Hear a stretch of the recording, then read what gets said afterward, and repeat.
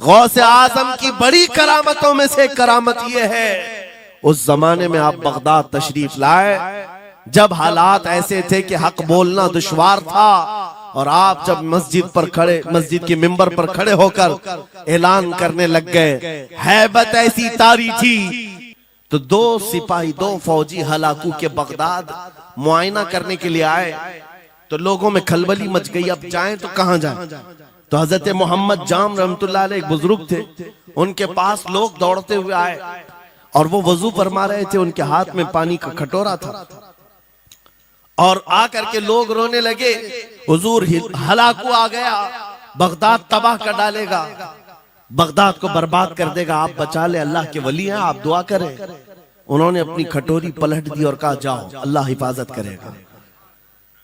रिवायत में मिलता है कि वो दो सिपाही ढूंढते ढूंढते रह गए, उनको बगदाद नजर ही नहीं आया, कोई बगदाद का न घर दिखा, न महल, न रास्ता, कुछ नहीं।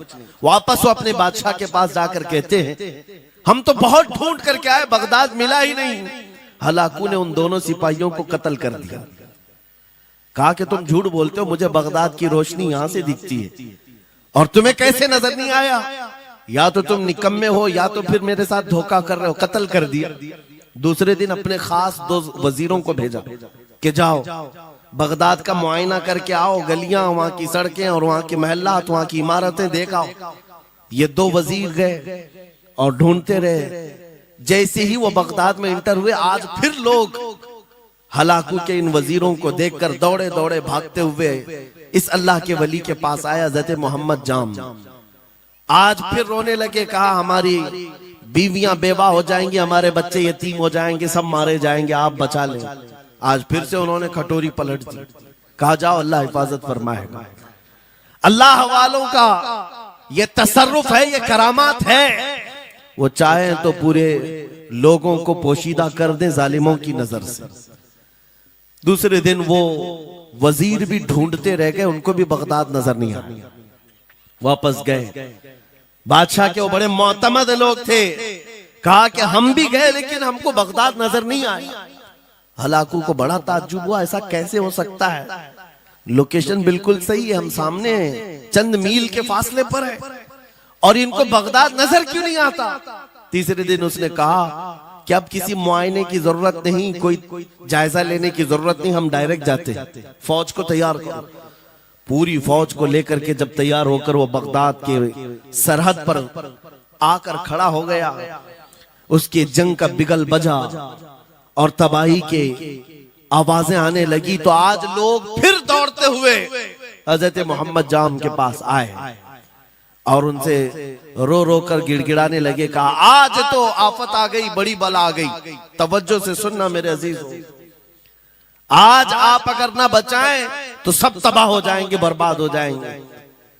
आज आप अपनी कटोरी उठा रहे थे, उन्हें गैब से निदा आई, ए मेरे महबूब बंदे, कब तक तुम अपनी कटोरी उठाकर इनको बचाते रहोगे।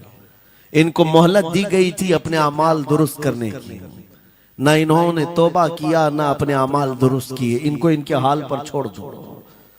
अल्लाह के वलियों को हुक्म होता है अल्लाह का, अब इन्हें न बचाया जाए तो जाहिर सी बात है वो हुक्म इलाही के पाबंद है। उन्होंने वो कटोरी छोड़ दी। फिर हलाकू दाखिल हुआ बगदाद में और ऐसी तबाही मचाई थी कि पूरे बगदाद की सड़कों में सिर्फ खून ही खून था, तबाह बर्बाद कर दिया, ईंट से ईंट बजा डाली।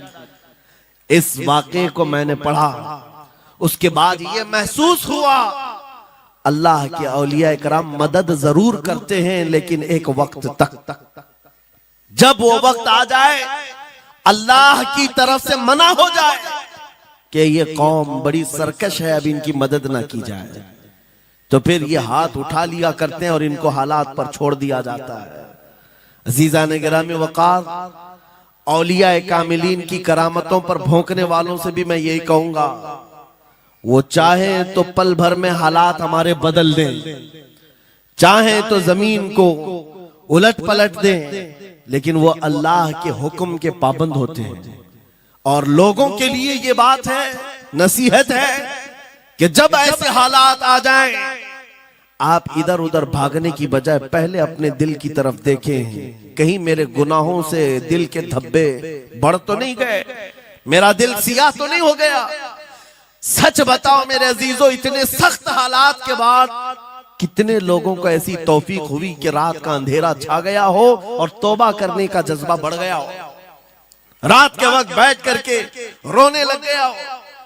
फिलिस्तीन के गज्जा के उन मुसलमानों की हालत सार को देखकर रूह अगर तड़पती है और तुम अपने अमाल की सेहत और दुरुस्तगी के लिए तौबा कर ले जाते हो, ये बहुत बड़ी नेमत है अल्लाह की। फिर तुम्हें किसी करामत के ज़ुहूर की जरूरत नहीं, तुम्हारा बदलना ही दुनिया के हालात को बदल देगा, सब बदल जाएगा।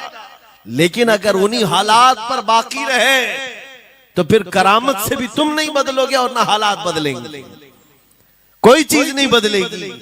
इन्नल्लाह ला युगय्यिरु मा बिकौमिन हत्ता युगय्यिरु मा बिअनफुसिहिम। कुरान में मेरा मौला फरमाता है, बेशक अल्लाह ताला उस वक्त तक किसी कौम की हालत नहीं बदलता जब तक उस कौम को खुद अपनी हालत बदलने का ख्याल ना हो। हम अपनी जानिब से शुरुआत करें और फिर हालात खुद बदल जाएंगे, हालात खुद बदल जाएंगे। सरकार सैयदना गौसे आजम अब्दुल कादिर जीलानी रदी अल्लाह तआला अन्हु जिस हाल में बगदाद तशरीफ लाए थे, उस जमाने को याद करें, उस जमाने को याद करें। वो ऐसा जमाना था कि उस वक्त हक बोलना एक जुर्म हो गया था। शिया नवाज खलीफा मौजूद थे, हजरत अबू बकर हजरत उमर का नाम लेने पर भी मस्जिद के दरवाजे पर कोड़े मारे जाते थे। ये वो हालात थे, उलमा की जुबानें गंग थी, बोल नहीं पाते थे, खुतबा क्या देना है वो बिल्कुल स्क्रिप्टेड, जो खलीफा वक्त चाहे बस उतना ही। आज जैसे सऊदियों के यहाँ ये रिवाज है, बादशाह की हिमायत में और बादशाह जैसा चाहे वैसी मस्जिद का मौलवी भी बोलता रहे। शरीयत क्या कह रही है, मेरे मुस्तफा करीम सल्लल्लाहु तआला अलैहि वसल्लम की तालीमात क्या कह रही हैं, इससे क्या सरोकार, बस उतनी बातें करो जितनी उनके बादशाह की हिमायत की। ये दौर गौसे आजम के जमाने का भी था। उस वक्त हक बोलना एक बहुत बड़ा जुर्म था, उलमा को कोड़े मारे जाते थे। आपको पता है उसी बगदाद में सिर्फ एक हक बात का ऐलान करने की वजह से इमाम अहमद बिन हंबल को 300 कोड़े मारे गए थे। उनकी पीठ झुक गई थी, उनकी रीढ़ की हड्डी टेढ़ी हो गई थी। कोड़ा किसको कहते हैं, कोई रस्सी को नहीं, चमड़े का वो बेल्ट जिससे वो मारते थे तो जिस्म की चमड़ी लग करके आ जाती थी। 100 कोड़े में तो आदमी मर जाता था, कोई बच गया बच गया। 300 कोड़े खाए उस इमाम की बात कर रहा हूं जिसको मेरे नबी की 5 लाख हदीसें याद थी। वो इमाम अहमद बिन हंबल इतने बड़े इमामुल हदीस कोड़े खाते थे तो किस बात पर, सिर्फ हक बात का ऐलान बरसरे पैकार करते थे, सबके सामने करते थे। उन्होंने कोई बादशाह की रूह रियायत नहीं की, उन्होंने ये नहीं देखा कि ये क्या चाहते हैं, बल्कि हमेशा ये देखा कि मेरे नबी की शरीयत क्या चाहती है। मेरे अजीजों, यही बड़ी करामत है। गौसे आजम की बड़ी करामतों में से करामत ये है, उस जमाने में आप बगदाद तशरीफ लाए जब हालात ऐसे थे कि हक बोलना दुश्वार था, और आप जब मस्जिद पर खड़े, मस्जिद के मिंबर पर खड़े होकर ऐलान करने लग गए, हैबत ऐसी तारी थी कि कोई आपको रोक ना सका, और आपके ये हक्कानियत की तबलीग फैलती गई। शुरू में 10 लोग, फिर 20 लोग, फिर 100-200, फिर 1000-2000। गौसे आजम ने चंद महीनों में जो खुतबात दिए, आपके खुतबात का आलम यह था कि फिर 70,000 का मजमा बराबर सुनने के लिए आया करता। और गौसे आजम का ये खुतबा एक नहीं, हजारों खुतबात हैं। जब जब आप खुतबा देते थे, एक बात याद रखें, जुबान अगर पाक हो और अल्लाह की नबी पाक की शरीयत ताहिरा बोलती हो, उस जुबान में बला का असर होता है। अल्लाह करीम की तरफ से असर डाला जाता है।